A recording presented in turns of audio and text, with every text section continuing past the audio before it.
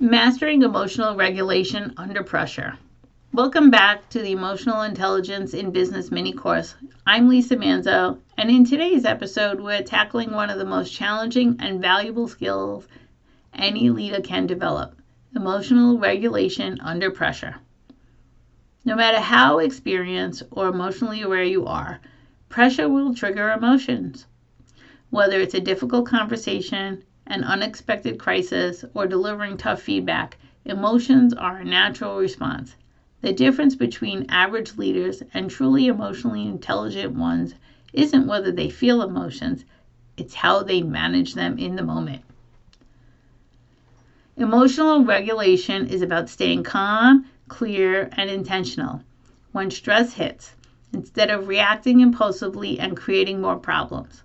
Let's talk why this matters so much and how you can strengthen this critical skill. When you're under pressure, your nervous system activates your fight, flight, or freeze response, a built-in survival mechanism designed to keep you safe.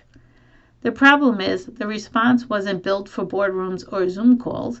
It was built for life and death situations. The survival wiring shuts down your rational thinking, narrows your focus, and floods your body with stress hormones. That's why it's so easy to snap, shut down, or overreact when you're triggered. Your brain wants fast action, not thoughtful leadership.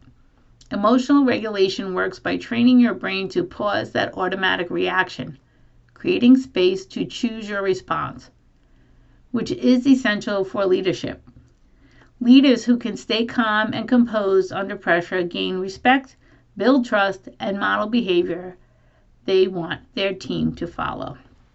One of the most underrated leadership tools is this pause. That intentional moment where you step back and allow yourself to breathe before responding. The pause works because it interrupts your stress reaction, giving your brain a chance to switch from reactive mode to reflective mode. Instead of firing off a defensive email or reacting with frustration, you catch yourself and ask, what am I feeling right now? What's triggering this reaction? And what response would be best to serve me in this situation? To build this habit, I recommend practicing in low-stakes situations first.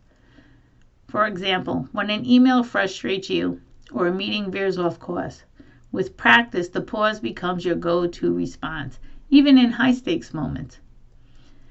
Another essential emotional regulation tool is conscious breathing. It sounds simple, and it's incredibly effective because your breath directly influences your nervous system. When stress spikes, your breath becomes shallow and rapid, signaling your brain that something is wrong.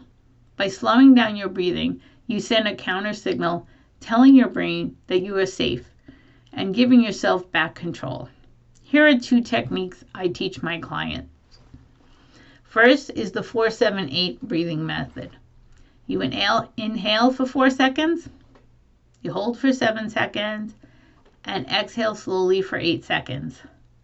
This slows your heart rate and engages the parasympathetic nervous system, which is responsible for calm and recovery.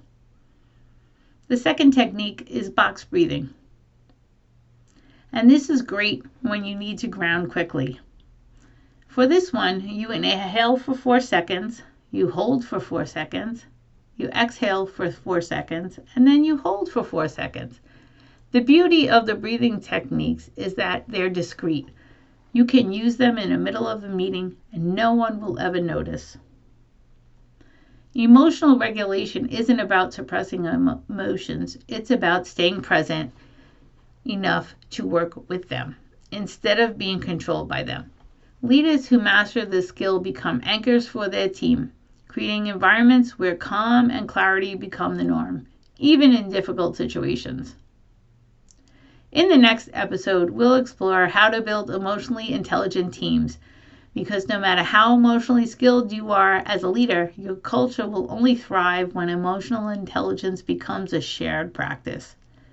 If you want to take your learning even further, remember to enroll in the Phoenix Minds free Emotional Intelligence Certification.